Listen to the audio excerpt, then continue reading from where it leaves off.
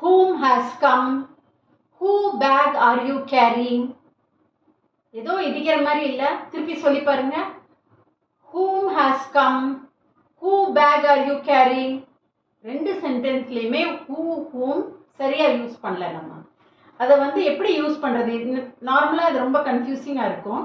ஒரு சின்ன டிப்பு, ஹூனா யாரு, ஹூம்னா யாருடன், ஹூஸ்னா யாருடைய.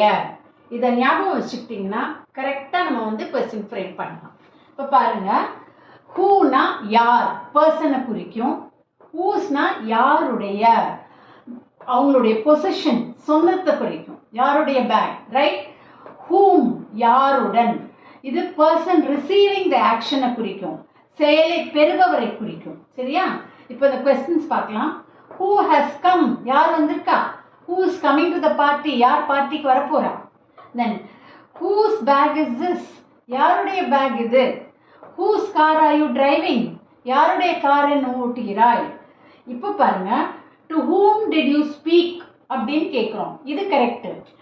whom did you speak to னு போடலாம், அது கரெக்ட் கிராமட்டிக்கலாக. ஆனால் நம்ம கேஷுவலாக பேசும்போது who did you speak to தான் கேட்போம்.